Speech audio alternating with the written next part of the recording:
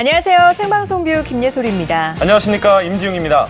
오늘은 원불교가 탄생한 지 꼭 100년이 되는 날입니다. 네, 1916년 4월 28일에 박중빈 대종사가 깨달음을 얻고 가르침을 펴기 시작했습니다. 네, 원불교 총무가 있는 익산에서는요, 오늘 개교 100년을 맞아서 기념식이 열렸습니다. 네, 이 원불교는 우리나라에서 자생한 종교로는 유일하게 4대 종단에 포함이 되어 있고요.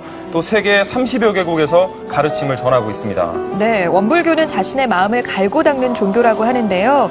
그 마음가짐의 핵심은 감사하는 마음이라고 하네요. 네, 종교를 떠나서 이렇게 감사하는 마음을 갖고 산다면 우리 삶이 훨씬 충만해지지 않을까 싶습니다. 네. 감사하는 마음으로 이번 달 한 달도 잘 마무리하셨으면 좋겠습니다. 네, 생방송뷰 오늘은 우리 시대 전북인에서 이 원불교 성직자를 먼저 만나보겠습니다. 네, 방금 전에 저희가 말씀드렸지만 오늘이 원불교 개교 100주년이 되는 날입니다. 그렇죠. 이 원불교라고 하면 강력한 실천 종교로서 굉장히 빠르게 이 교세를 확장해 나갔는데 국내는 물론이고요. 국외에도 이 68개의 교당이 있을 정도로 굉장히 활발한 교화 활동을 펼치고 있습니다. 네, 그렇게 되기까지 이분의 역할이 굉장히 중요했는데요. 네. 원불교 해외 교화의 산 증인이자 주역으로 꼽히는 백상원 교무입니다. 네, 김제 금산면 출신인 백상원 교무, 우리 시대 전북인에서 만나보시죠. 원불교가 열린 지 올해로 100년. 40여 년간 해외 교화의 불을 밝힌 사람이 있습니다. 고 백상원 교무. 사람들은 그를 작은 거인이라 부릅니다.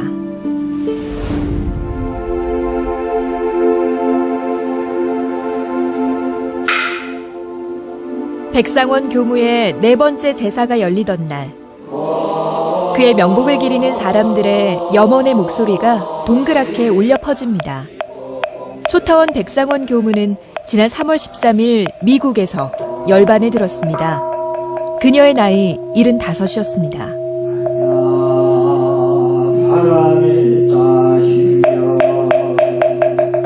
초타원님께서 늘 이렇게 사람을 살려주신다는 생각을 많이 했어요. 제가 무심코 이렇게 한 행동에 대해서 초타원님이 네 덕분에 이 문제가 이렇게 해결됐다. 네 덕분에 일이 이렇게 잘 됐다. 이렇게들 말씀을 해주시니까 제가 그 어린 나이에 꼭 굉장한 이렇게 여기 꼭 필요한 사람인 것 같은 그 느낌이 드는 그런 마음을 많이 받았었거든요. 근데 지금 세월이 흐르고 보니까 제가 뭘 잘해서 그런 게 아니고 이 사람을 늘 이렇게 살려 쓰시고 그러셨던 이 어른의 신법이셨구나 하는 생각을 많이 해서. 원불 역사가 이제 100년이거든요. 이게 31년 전에 갔으니까 여기도 좀 어렵지만 미국 교화는 더 어렵잖아요. 해외는 아무도 원불교를 모르는데 거기 가서 그렇게 해가지고 뿌리를 내리게 하고.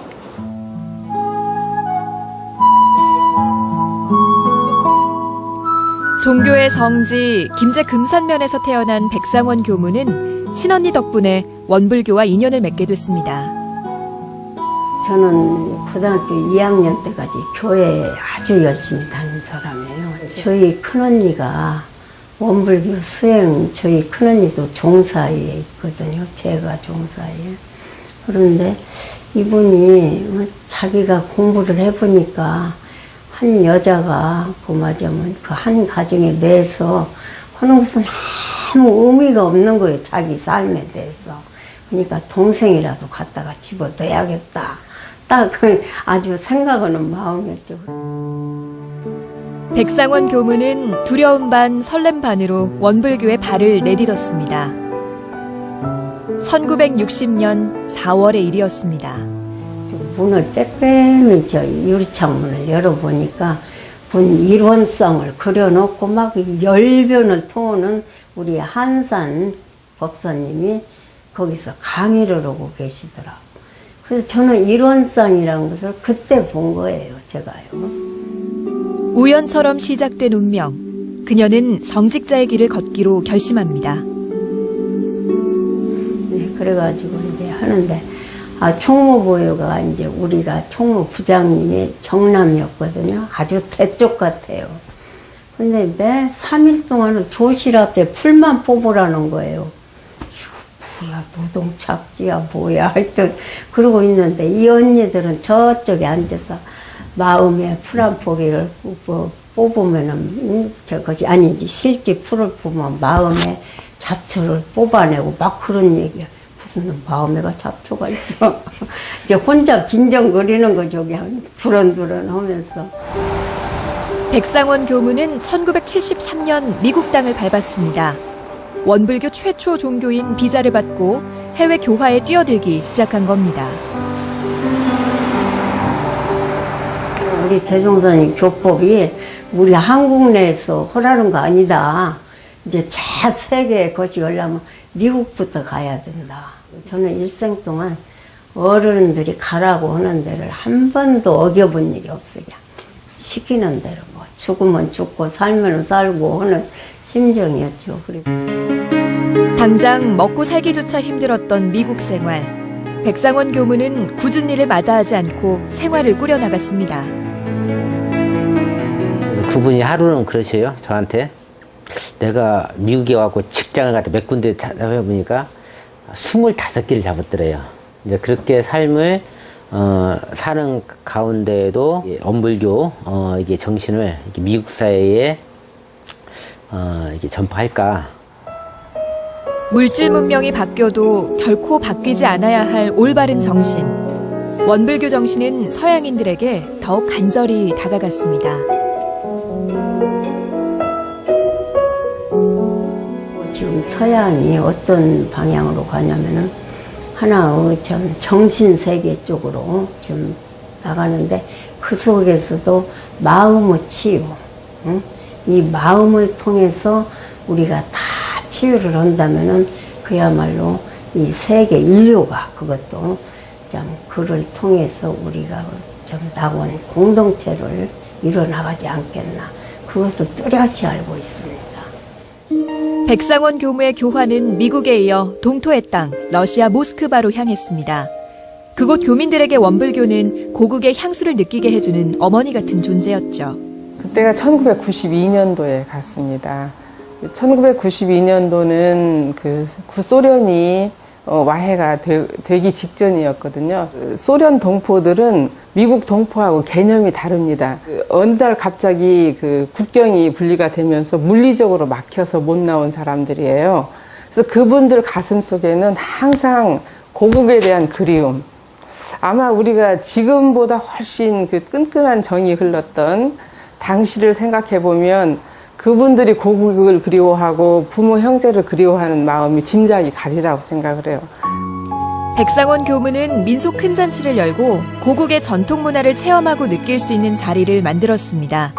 뿐만 아니라 한글학당을 열고 교포 2세에게 한글과 한국 문화를 알려줬죠. 돌아와요 부산항해를 가르쳤어요. 그 내용을 보면 부둣가에서 서로 이별하는 내용이 나오잖아요. 그 노래 자체를 부르면서 눈물을 짓는 사람들이에요. 그 사람들이.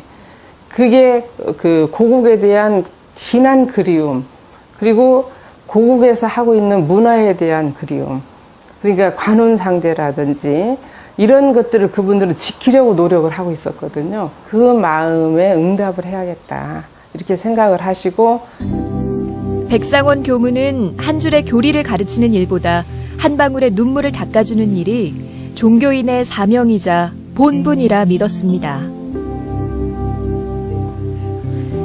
모든 인류가 한두 사람이 아니라 또 우리 한 국가가 아니라 온 인류가 같이 이 마음의 표준을 갖고 참 공부해 나간다면 바로 이것이 참 공동 낙원체가 되지 않겠나.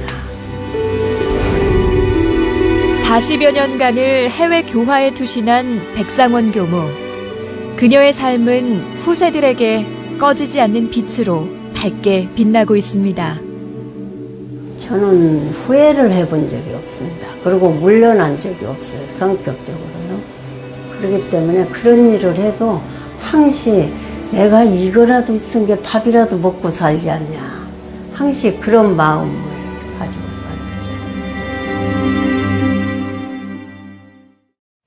네, 이 백상원 교무는 지난 3월 13일에 지병으로 세상을 떠났는데요. 이 세상을 떠나는 그 순간까지도 이 병의 위중함을 아무도 몰랐을 정도로 철저하게 숨겼다고 해요. 이 주변 사람들에게 걱정을 끼치지 않기 위해서였죠. 네. 백상원 교무의 49제는 오는 30일, 그러니까 내일 모레죠.